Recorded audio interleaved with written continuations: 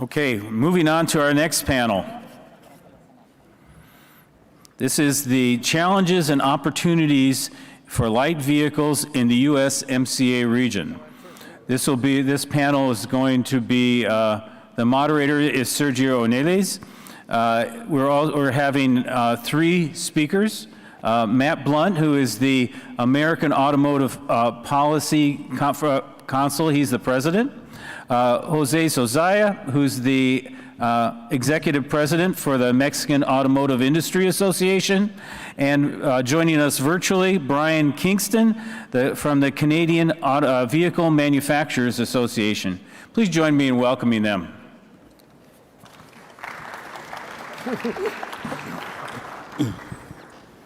Thank you, Bruce.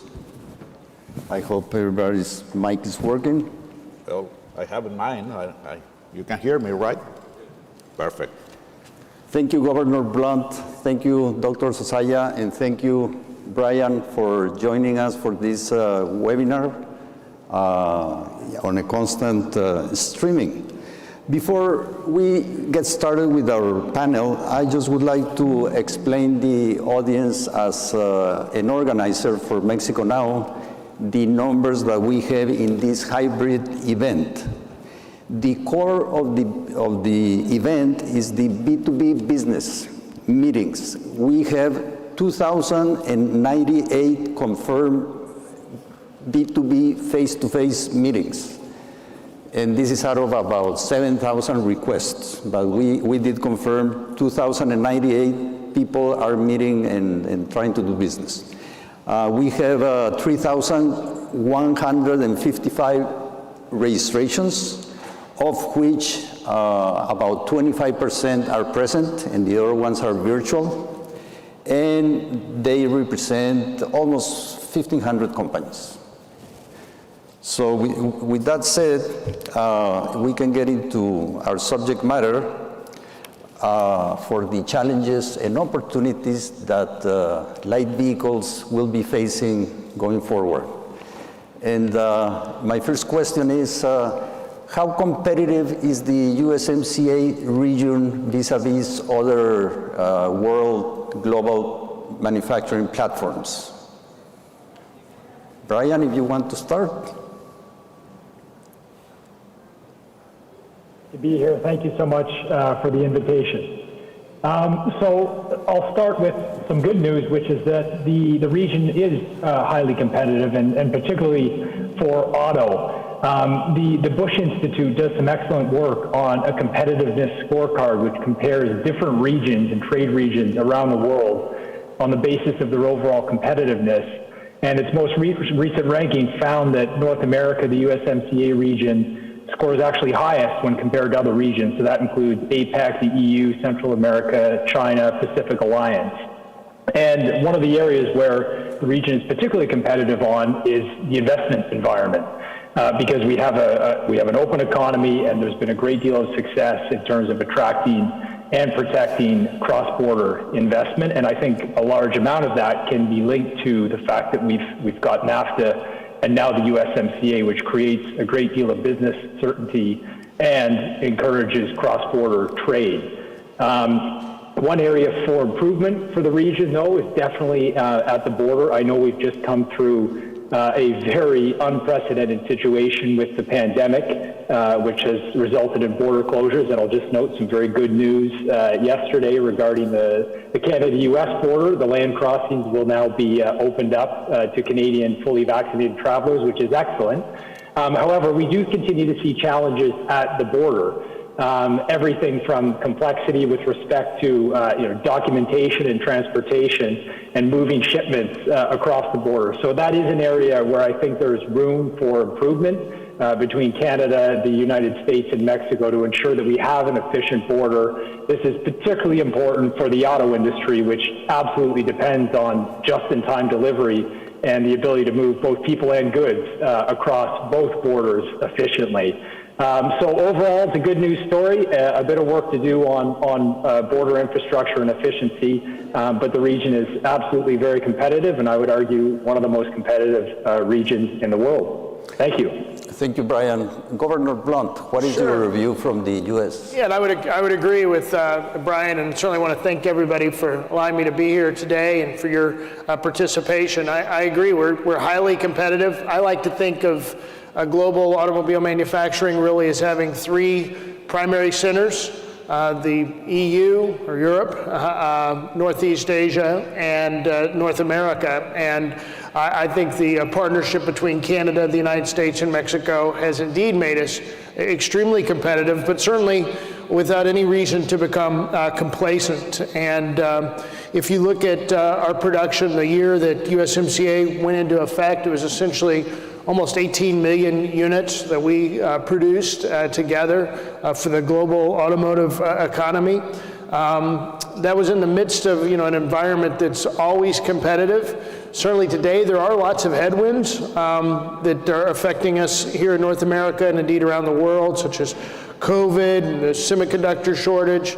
A unique challenge we have in the United States that was imposed upon ourselves, unfortunately, is the inflated price of steel, given the Section 232 tariffs, and certainly we need relief from that inflated price of steel that we're experiencing in the United States today. And there's lots of things to think about, some of which we're going to, I'm sure, talk about today, but there are lots of challenges, but lots of reasons to be very proud of the competitive position that North America enjoys in the automotive sector today. Very good. And Dr. Zozaya, how are we doing back in Mexico? I think I just have to agree with what Brian and Governor Blunt has just said. And I think it's very important to consider, if we are trying to measure how competitive we are regarding other regions of the world, is what did we do in the USMCA that was changed from the NAFTA, previous NAFTA. And one very relevant part of it that is making this region even more competitive, at least to the way I think, is the labor part. We included the labor part in an agreement that was, in the past, didn't consider that area as part of this agreement, international agreement. And the idea of that, I hope and I believe, it is to make the region even more competitive, make the workers be more competitive. We don't, as many people think, I think exactly the opposite. We do not create the NAFTA to take advantage of cheap labor. This is not what we are providing. This is not anymore what Mexico is providing. Mexico is providing qualified labor for a better region, the whole region. I also don't believe, as someone mentioned in one of the past panels, that putting a number on the price per hour for labor is the right answer.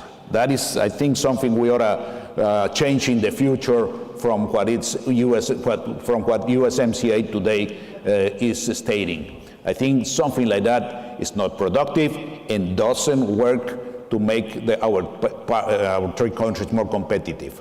We also have to work together in one part that is very relevant: infrastructure. Infrastructure in the region should be harmonized, should be standard, should be similar. And that, I haven't seen it working the way it should. I haven't seen it working the way it has worked in Europe. You cannot go from a 4 lanes highway, get to the border and get into 2 or 1 line only.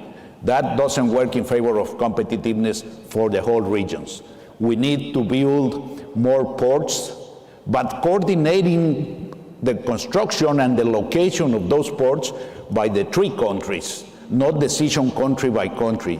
We are partners. We deal within each other most of our 80% maybe of our trade. Then we should have a very well established and standardized infrastructure that supports all that business that we do with the rest of the world. I think those are part of what make us very competitive, and those are 2 or 3 also issues that we should be solving in the near future. And just to finish, in the infrastructure, I also consider what I call the legal or bureaucratic infrastructure.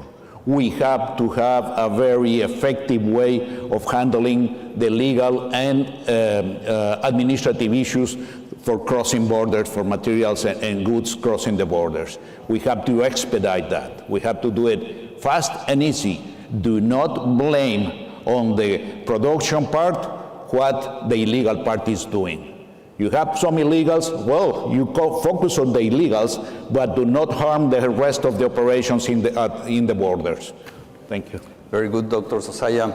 Well, we cannot be complete on this webinar without trying to talk about the disruptions, which are namely COVID, logistics, and materials. So let's start with COVID. How did Canada handle COVID in their plants, Brian?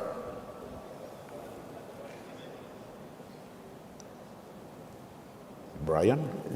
He's frozen, He's but maybe frozen. we can start with the governor. You know, I think there really have been three impacts of COVID. Certainly, initially, there was a sense that there would be a diminished demand for our product. That didn't really come about. Of course, then there were immediate effects on our ability to produce vehicles, and for the first time in decades, we had plants that were not operating because of COVID. And now I think we're dealing with maybe the worst part of the COVID impact, and that is the supply chain disruptions, both here in North America, but indeed all around the world. And we certainly are tracking all of those disruptions. I would commend the Biden administration for their focus on this. They've been close partners with the industry as we have reported to them problems we're experiencing in Malaysia or Vietnam or other key suppliers. They've been helping us to share some of the best practices we developed here in North America as how to keep production up and running, sharing those best practices with other countries, and of course, generous distribution of vaccines to countries so that they can vaccinate their workers and get them safely back into plants and help alleviate the supply chain disruptions that we're experiencing today. I think for some reasons, but I think primarily because of COVID around the world and the Delta variant in particular. Brian, can you jump in now? Sure. Can you hear me now? Yep. Excellent. Great. So with COVID, the response in Canada, initially, of course, with border closures, there was real challenges for the supply chain, but I have to commend the Canadian and U.S. governments. While we did see a stoppage in terms of the movement of personnel, which has created challenges, we didn't see a major impact on the movement of goods and parts in the auto industry. So despite all of the challenges that COVID presented, there was still quite a bit of trade occurring. Now, of course, the pandemic and the shutdowns led to a 20% decline in vehicle sales last year, which is unprecedented and something that could never have been predicted. But now we've seen a very strong recovery coming out of that, which is encouraging. I'll echo Governor Blunt. The issue now is really supply chain shortages, and in particular chip shortages, which have led to production shutdowns in Canada throughout the year. We're hopeful that we'll see an end to that as we get towards the end of 2021, but I expect it will be a challenge for the months to come. Very good. And Dr. Zozaya, how are we doing back in Mexico? Well, in Mexico, COVID had a very relevant effect at the beginning. As you all may know, we had to shut down the OEMs for about 2 months because they were not considered as essential activities. So there was a big effort lobbying with the authorities in order to make sure that the government understood that they are essential activities. Finally, the good thing is the government accepted that and they reopened activities. But then they took us to a different challenge. The different challenges was, okay, we want to continue working with less workers, with more room between them. So that was another part that had to be worked in each plant differently, accordingly to the size of the plant, the volume they were producing, et cetera, et cetera.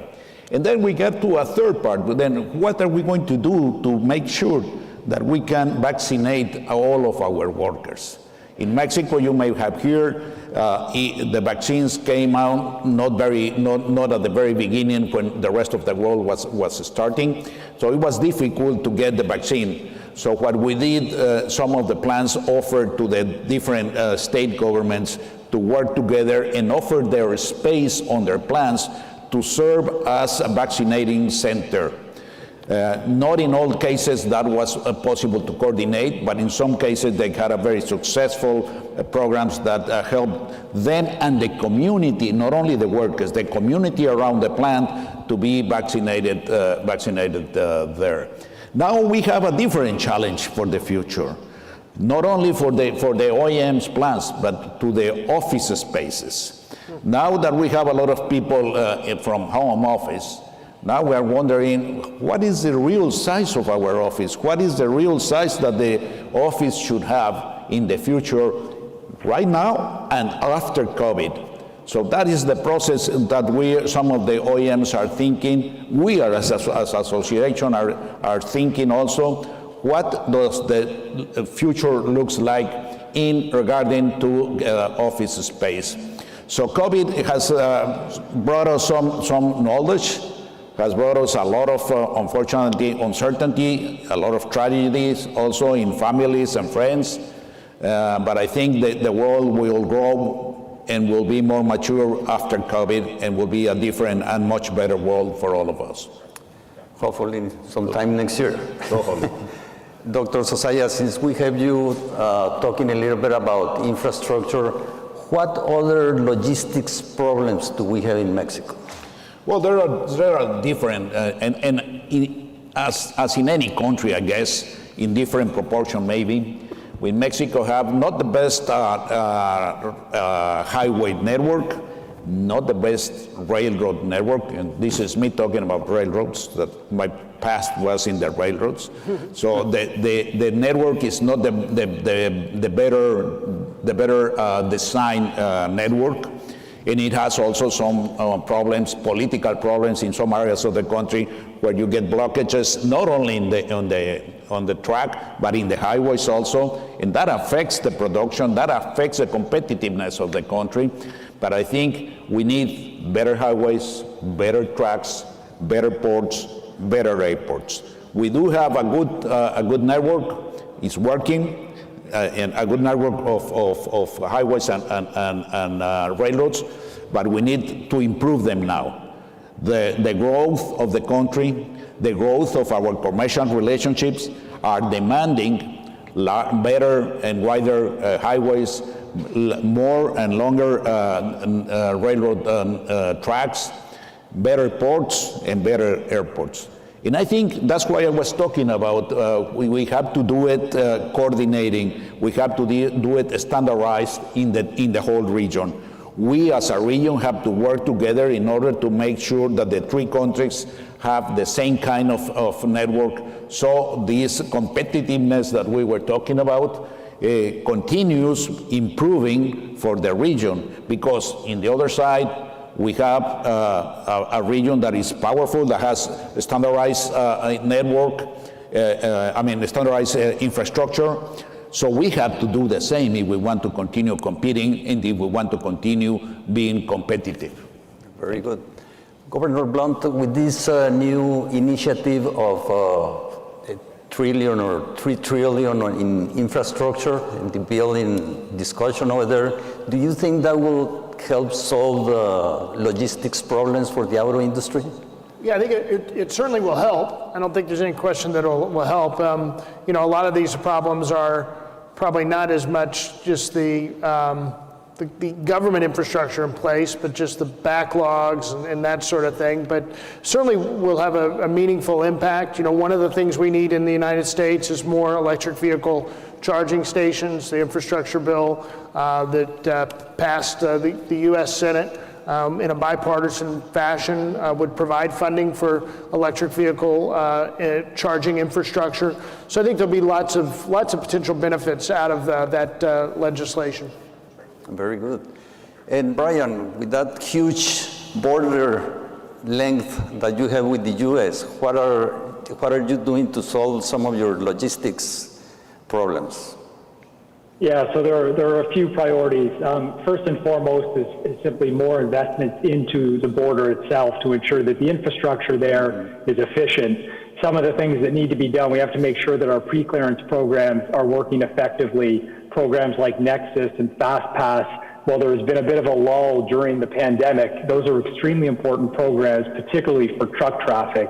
And now, as we've seen with shipping traffic, we also have port capacity issues in Canada. So there are investments that need to be made there to make sure that we can actually move the goods not just into Canada first, across Canada, and then across the Canada-US border. One other thing I wanted to note, which we hadn't touched on, but we're seeing now in Canada a shortage of 18,000 truck drivers.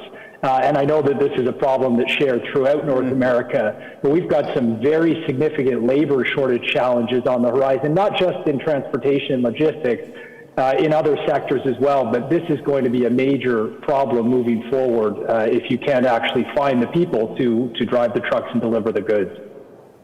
Very good. Well, good luck with that. Governor Blunt, recently even paint has become scarce for vehicles. Never mind chips, but a lot of parts are becoming scarce in the industry. How is that affecting your people over there? Well, I think one of the at least personal benefits that through this crisis is I've had an opportunity to interact more closely with the supply chain experts at our three-member companies, Ford, General Motors, and Stellantis, and really have to say that their expertise and passion to do everything they can to minimize the impact on production and minimize the impact on our employees and communities and our consumers is really, really extraordinary.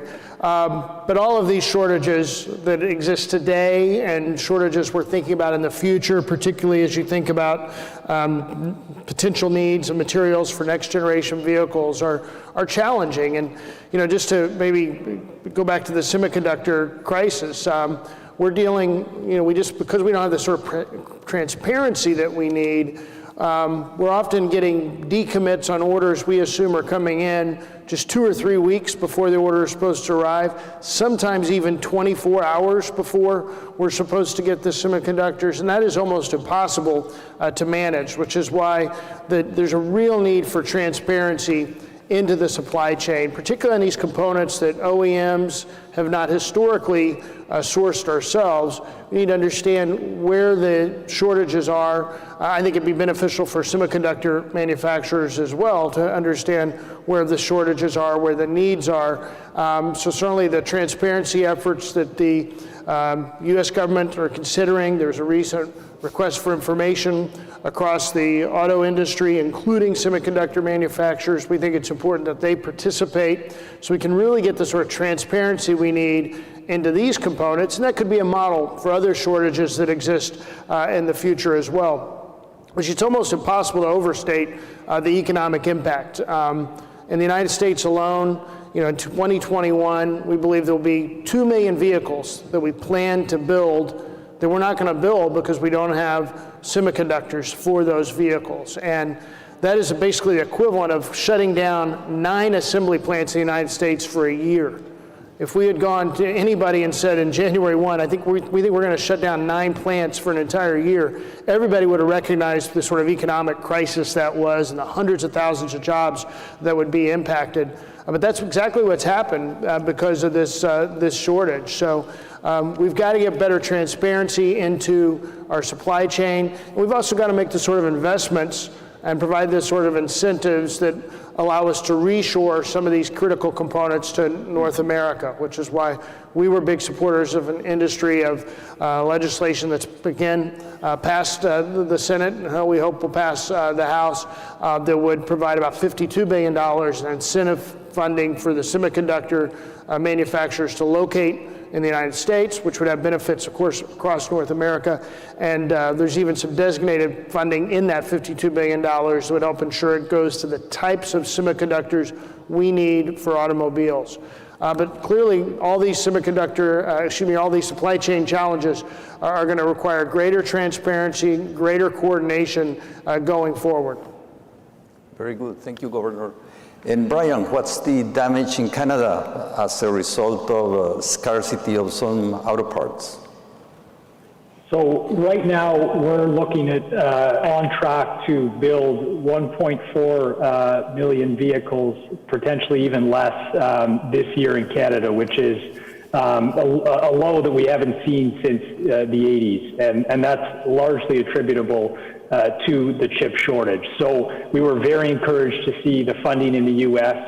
For semiconductor manufacturing in the U.S. As the governor said, having production in the United States will ultimately benefit Canada, given the integration of our industries and of our economy. Looking forward, we see a potential opportunity with respect to electric vehicle battery manufacturing and building out the North American supply chain there. There's been a lot of talk about the critical mineral demand that is expected to skyrocket over the coming years, particularly as governments around the world head towards net zero. And we see huge potential for Canada to be part of that North American supply chain. We have a critical mineral endowment in Canada that is really like no other in the world. We're a top 5 country producing cobalt, copper, graphite, and other precious minerals. These are all inputs that will be necessary for EV batteries. So I'd be really happy to see a coordinated North American plan to build out that battery supply chain and make sure that we've got a secure, sustainable source of these minerals that are going to be in increasing demand in the coming decades. Very good, Brian. And Dr. Zozaya, what's the damage down in Mexico? I would say exactly the same that Governor and Brian have mentioned in the U.S., in Canada, has happened in Mexico proportionally to the number of cars that are being manufactured in Mexico. We are targeting 3 million cars, and yes, we will be affected on that number because other things, but this is a very relevant part of what is in the middle of the road to make sure that we can produce that number of cars. We are suffering from that. Mostly, and I think Governor mentioned something similar, something like this, that OEMs are not the main, are the latest consumer, but it's not the one that originally, not all of them, are the ones that originally acquired these micro components, or they are bought by the one first or second tiers. They are the ones that really acquire these products. So now the OEMs are taking into their hands how to make sure that the supply chain really fulfills the speed of their production, the growing of the business, and not to happen and not to have to go through this once more in the future. I know some of the companies are thinking even in producing or making sure they produce their own.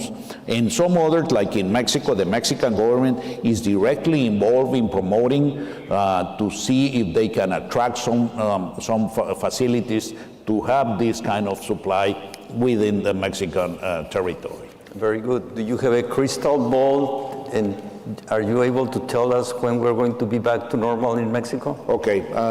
People say now in the media that I am a liar because I started saying, well, by the beginning of the third quarter of the first quarter of 2021, that will be solved. Then I moved to the first semester, and now I don't want to guess. I don't want to guess. I assume, I hope that by the first semester of 2022, we are over this very bad wave. Very good. Any guess up there from Brian? Or I don't think I'll venture a guess. I'd like to hope that this is behind us by early 2022, but I've had more ambitious timelines previously that have been proven wrong. So let's just hope it's sooner rather than later. Okay. Governor, we won't ask you that. But let's move, Governor, to what public policies are needed in the United States to improve the competitiveness of the auto industry? Sure, and I think there are quite a few actually. So we actually have quite a few things that we would want public policy makers to be thinking about. But I think that's reasonable, given the import of our industry to the U.S. economy, and certainly the importance of our industry to all three of our countries. Clearly, we believe that our companies are well positioned to be leaders in electric vehicle development and real leaders in autonomous vehicle development, as well as automated driving assistance systems that are really going to have some tremendous benefits for consumers and, of course, improve traffic efficiency and the environment. But they're going to take massive investments, and all of our members, again, Ford, General Motors, and Stellantis, have all announced multi-billions, tens of billions of dollars that they're investing in the United States alone, in addition to their investments in Canada and Mexico. And they're not just to meet the new USMCA rules of origin, but they're to ensure that we maintain that sort of leadership in autonomous vehicle and electric vehicle deployment. The massive investments are important, and of course a lot of those investments are centered around batteries. In addition to that, I think we do need, as I said, more EV infrastructure. We need to continue to support research and development. Again, our companies individually often spend more on R&D than tech giants like Apple or other companies. So the deployment of AVs and EVs is going to require tremendous research and development, so we need to ensure that we're continuing to do everything we can to incentivize that important research and development. And in the area of autonomous vehicles, I think it's going to be really important for government to maintain fairly light touch, so that innovators can determine what the solutions are to all of these issues that surround autonomous vehicle deployment, rather than trying to impose some sort of regulatory solution. We need to ensure that we've got tech-neutral policies in terms of all of the automated driving assistance systems that are out there being tested and potentially deployed. And then finally, I like to think of North America as an export platform, or a unified export platform. And most of the vehicles we build are built either to Federal Motor Vehicle Safety System standards or the Canadian equivalent. And I think it's important that we ensure other markets around the world continue to accept vehicles that are built to our standards, and ensuring that other markets accept products built to the safety standards we utilize here in North America is going to allow us to really grow exports. In the United States, we only export about 20% of our production. We believe we can significantly increase that number. We actually think battery electric vehicles are going to allow us to even do that in a more dramatic fashion. So ensuring that the world accepts products built to our standards is also, I think, an important thing for all three of our governments to work on together. Thank you, Governor. And Brian, what will the re-elected government in Canada be able to do to support your industry up there?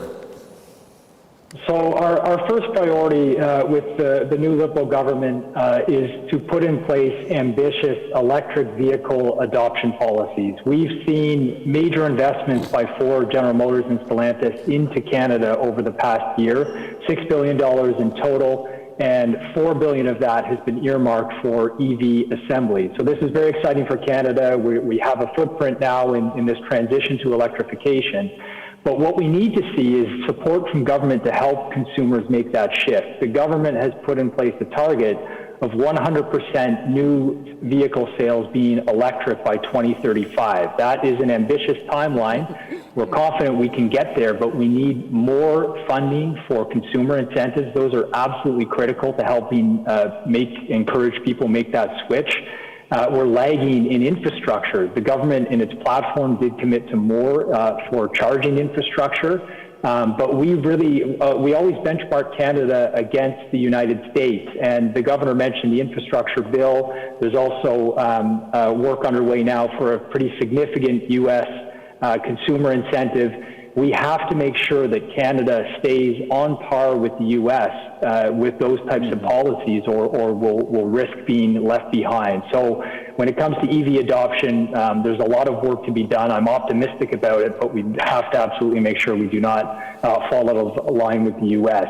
I already mentioned the supply chain opportunities, but just wanted to underline that again with respect to critical minerals, battery development and recycling. There's a lot that can be done there, and it needs to be done on an aligned North American basis. And then lastly, we cannot lose sight of the need for North American integration. The USMCA is helpful for that, but we are starting to witness some policy misalignment across Canada, different jurisdictions, with respect to everything from vehicle safety standards through to privacy. It is so important that we continue to align with the U.S. and take a North American approach to those types of regulations and standards, because Canada is too small on its own to be putting policies that come out of misalignment. So those are our priorities for the new government, and we're hopeful that we'll see some of those policies put in place. Thank you, Brian. And Dr. Zozaya, I know you don't have it easy for this question, but what are the policies that you might intend to push for the government? I'll go to the first one, and the first one I would say is go to basics. Rule of law. Please, rule of law. We need rule of law in Mexico that's relevant. Point number one. And with that, I'll go to number two. Number two, we are facing, which is directly related to rule of law, we are facing, and I was just mentioning this to Governor before we entered into the panel, that the Mexican government has announced that they are going to legalize all the vehicles that were brought illegally into the country. That's not rule of law. That is breaking the whole concept of rule of law. That's very bad. But going in a more deep idea of what we need really from the administration, it's also what we need is to work together in what Brian just mentioned about the future of electric cars, EVs. That's very important that the government understands that there is a relevant part that is needed from the government and that they have to do it. It's not like a favor to the OEMs or a favor to other companies. It's something they have to do for the country. The world is moving all the auto technology towards that way, and it will happen even if you decide as a country that you won't do nothing. The rest of the world will move to EVs, and you won't be able to do any other things but to do the same. So the government has to do their homework already, start doing their homework already. Otherwise, we will be kept behind by the rest of the world, and that will be very, very dramatic to Mexico, especially for a country that has leadership positions in exporting cars and manufacturing cars. That's very relevant and very important, and we are trying hard to make sure that the actual government understands that they have to do that, they have to invest in that, because the future is going that way, even if they don't want to see it that way. Very good. Well, since you are on that route, can you give us your outlook for the next 2-3 years in Mexico for the auto industry? Growing, and growing, hopefully. I mean, even with all the problems, we are a very important and relevant industry in Mexico, but not only for Mexico, for the world. I just mentioned we are the number 1 exporter of cars, the number 4 exporter of cars in the world, and the number 7 manufacturer of cars in the world, of light cars, light vehicles in the world. So that put us in a very relevant position, but with a very important responsibility, not only to continue in those positions, but to even improve in those positions. And hopefully we solve these issues that at this moment are challenges to the sector, and not only Mexico, but the whole world will continue buying good cars and changing them every now and then, so we can continue producing and we can continue offering good paid jobs for many, many people, not only Mexicans. North Americans are a very important part of North America. It really depends on the manufacturing of cars. Now, do you really believe that with the level of the economy we have in Mexico, the level of income, do you really think that electric vehicles are in Mexico's future? Oh yeah, because we have to start consuming more electric cars, so the cost of the cars starts balancing and getting cheaper, and so more people is able to acquire that kind of cars. We have seen, even though there are very, very small part of the acquisition of cars in Mexico are for this kind of cars, only 3%, something like that, we are seeing that it doubles year by year. So there will be a point when the consumption gets, not only in Mexico, but in the rest of the world, grows so much that the cost of those cars start really being accessible to all the people that now has a car. Okay, very good. And up north, Brian, what is your outlook for electric vehicles and for mobility in general? I'm very optimistic. Putting aside the current challenges that have been hurting production, that will ease as we see the semiconductor shortage eventually be addressed. Looking forward, I mentioned the $6 billion in new investments. General Motors is relaunching production at Oshawa. This is one of the fastest plant launches in GM history, which is really exciting. That will be significant for Canadian production, and not just for the jobs it creates in Oshawa, but the thousands of jobs throughout the supplier partners and the area. So that's very exciting. And another plant that General Motors has, the CAMI plant, they're going to be manufacturing the Bright Drop, which is an electric transit vehicle. So that's another exciting development for the Canadian industry. And then Ford will be moving its Oakville plant to EV production as soon as 2025. So that will be significant for that facility. And Stellantis in Windsor is bringing an electric platform to its plant there. So a lot of activity. I think once we're through the current shortages, I'm hopeful to see production returning to the pre-pandemic levels of around 2 million units a year. And then you add to that the potential for Canada to have a role in the battery supply chain. If we're making strategic investments now in mining and critical mineral processing, I think there's a very bright future for Canada. So I'm very optimistic. The federal government's out there communicating very aggressively that it wants to attract more investment. We have a number of funds that are aimed at bringing investment into Canada, particularly for electric vehicle assembly. So I'm very optimistic for the future of the Canadian industry. Very good, Brian. And what's the outlook for the largest market, Governor? Sure. For the United States, I'm optimistic as well. I mean, the tens of billions of dollars of investment that's occurring across just our three companies, not counting the other transplants that are an important part of the U.S. automotive industry's infrastructure and production base, really are going to position the United States and North America as, I think, a powerhouse for the automotive sector. There are challenges, though, of course, in supply chains and, in terms of semiconductors, just to take one and take the one that's, I think, the most important challenge of the day. We've got to have greater transparency into the supply chain and where the demand is, where the supply is. A lot of that burden has to fall on industry, but certainly it's going to take U.S. government leadership and moral authority to ensure that everybody that's appropriate is participating in that transparency effort. And then, of course, long term, we've got to invest more in the semiconductor manufacturing, and that's why legislation that passed the Senate and is before the House is so important, I think, to the United States and to North America.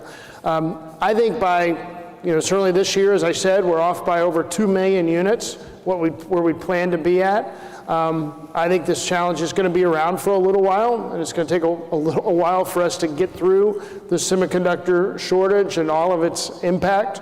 But I'm hopeful that by 2023, we'll have really a year where we're sort of back to that baseline of almost 12 million U.S. units that are produced in the calendar year. But I think we'll continue to deal with this through the rest of 21, through part of 22, but hopefully by 23, we'll be back to normal U.S. production that can accelerate based upon the investments that our member companies, Ford, General Motors, and Stellantis, and others are making in the United States. Very good. We'll note that firmly. At this time, we can move to some Q&A. Bruce, if you have some for our panelists.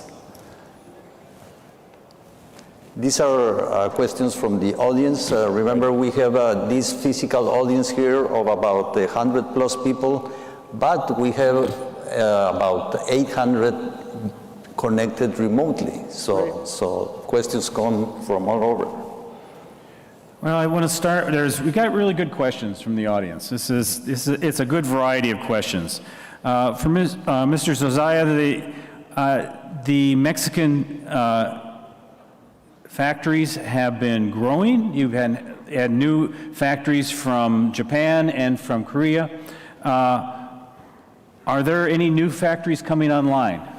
Well, I have heard, and this is something I cannot really promise of it, that there's some Chinese companies, maybe at least one manufacturer, could be going into the country. I have no too much information about it, but yeah, I heard that there's interest of one OEM from China. I don't know the brand. I don't know. Sure. Has COVID slowed down the opening of any of the other plants? I'm sorry? Has COVID slowed down the opening of any of the other plants? Well, as I mentioned, COVID stopped the production for 2 months, almost 2 months, but then they reopened and they continue with their production during all last year, and they are working right now. Okay. One of the previous panels talked about the sunset clause of the USMCA.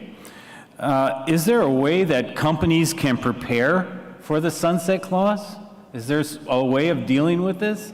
Governor, do you have any suggestions? Just to make the case that USMCA has been a success. I believe NAFTA was a success, but there were a lot of improvements in USMCA, and it's spurred billions of dollars of investment in our region. I think we have to make the case that it's working, doesn't need another rewrite. I don't think any of us want to go through another renegotiation, and more importantly, we don't want to go through the uncertainty that exists when the renegotiation was in process. We really benefit from having North American integration. So I think we've got to, as the sunset approaches, we've got to be thinking about how we continue to make the case that we benefit, the United States benefits from our Mexican and Canadian partners, and I believe Mexico and Canada benefit from our participation as well. Very good, thank you. Brian, you talked a little bit about EV infrastructure. Do you have any metrics on how many chargers are going to be needed in Canada? Yeah, so we have been benchmarking Canada using some of the IEA analysis. They publish a very good electric vehicle outlook. So you can do it two ways. You can do it on the basis of the number of chargers per 100 kilometers of roadway, or you can do it on the basis of the number of EVs on the road. The challenge for Canada is just given our vast size, we have a very large road network. Not all of it is heavily trafficked. So our ask to government has been to focus on first DC fast charging infrastructure along main thoroughfares. That has a couple of benefits. First of all, it's very publicly visible, so we know when we go out and survey consumers around EVs and hesitancies to make the switch, charging is the number one issue, always. Charging and price, those two are the main reasons that people are hesitant. So having more fast charging infrastructure that's visible, that has a lot of capacity, will go a long way to helping encourage people to make the switch. Secondly, is home charging, and we need to see more incentives to help people install home chargers, and with that comes needs to ensure that we have the grid capacity and the transmission capacity to do it. So when we compare Canada to the US, for example, in terms of current commitments, we see a funding gap of funds that are committed right now of about $1 billion, and that's on a proportional basis.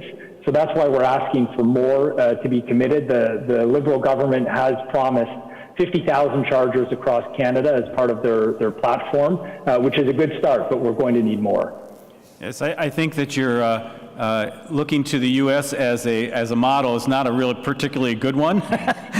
You really should be looking at what China's doing, because China is actually really taking the lead in terms of EVs and for charging. But unfortunately, they're having troubles. And what they're finding out is that, especially, they seem to be okay if they're working within the cities and your home charging does fine. It's when you want to go for a longer trip.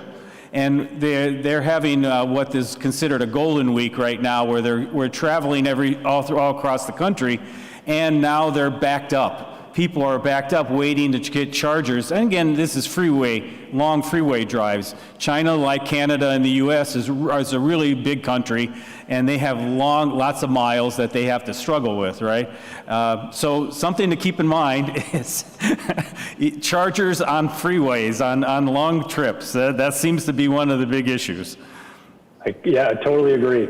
How about R&D on charging? Is Canada, and we'll ask the same question for the U.S., is there R&D going on in charging?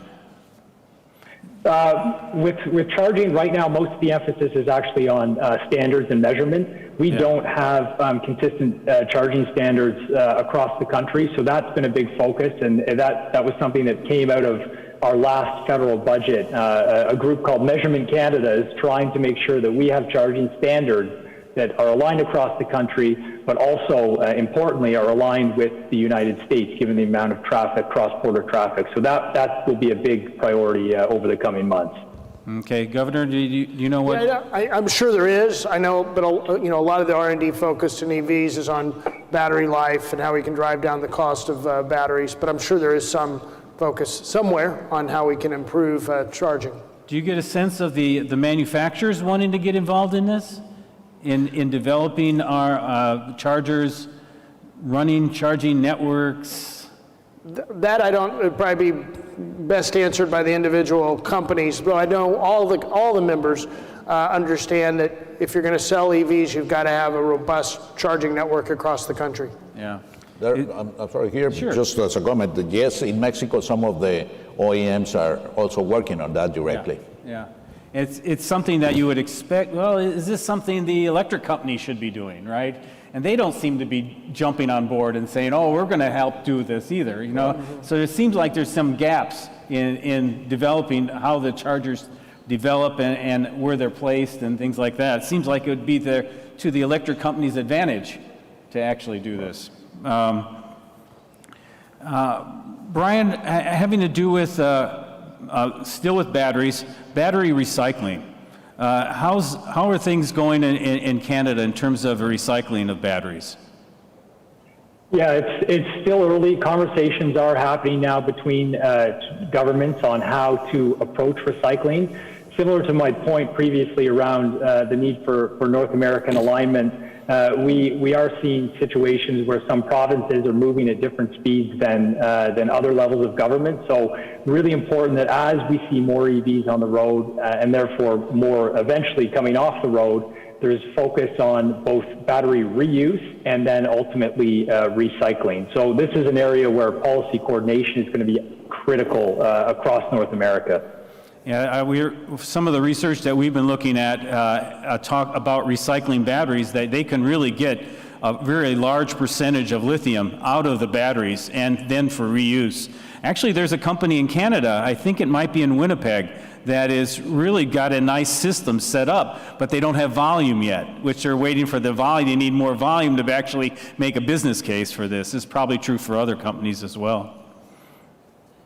Yeah, you're absolutely right. There are a couple of very innovative companies in Canada right now that are making extremely advanced strides in terms of recycling. And there's also a huge amount of potential for battery reuse and repurpose once it's no longer suitable in a vehicle.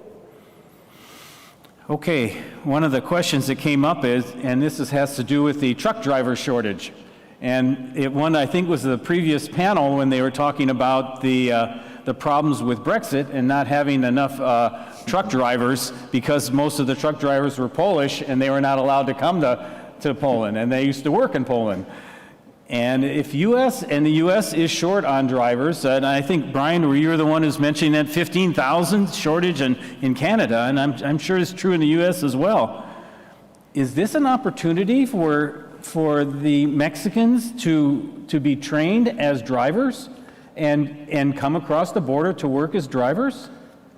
Let me put it this way. Yes, it is an opportunity, but should be worked not only with the training of the drivers. It had to do with immigration laws, had to do with unions in the U.S. and in Mexico. Mm-hmm. So the whole thing is what I mentioned in one of my answers a few minutes ago, that we have to work on the legal and administrative infrastructure to make us more competitive. And that means that unions, governments, we all have to work together thinking as a region. Mm-hmm. If we think as a country, the union will say, they won't get here, mm-hmm. and they have their own reasons, and I understand, and I even support them in some times. But if we are a region, then we should be open as a region for that mm-hmm. also, and take advantage of what one country has to offer to the others. And I think that's a very relevant question. It's very important. It's not an easy answer, I'd say. But, I mean, usually as Mexican, you would say, oh yeah, bring all the Mexicans. We also in Mexico have sometimes some problems for getting some truck drivers mm-hmm. because of the conditions of the highways or securities or things like that. So we need to work together. Governor, do you see this as a potential win-win for Mexico and for U.S. and Canada?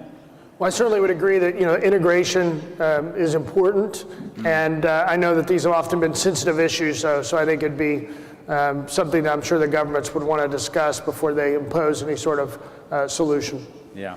Yeah, Okay. the shortage of drivers is going to accelerate the self-driving of heavy trucks, isn't it? It will, someday. Yeah. Someday. I think we need drivers now. Yeah, exactly. No, I know that. And actually, in the trucking industry, that is actually where you'll see some of the first autonomous vehicles being used, just because of the shortage of drivers. Yeah. Dr. Zozaya, how are switching tracks a little bit here? How are the OEMs managing the new union contracts that are being negotiated within? I think very well. I should say we have been having I think we had 2 cases that were solved according to the new regulations on the USMCA, and were solved at least very satisfactory to all parties. So for me, those were kind of the test that they are working okay, they fulfill with the obligation, and if they don't, the whole process will make them fulfill it very fast. Mm-hmm. So I think it's a good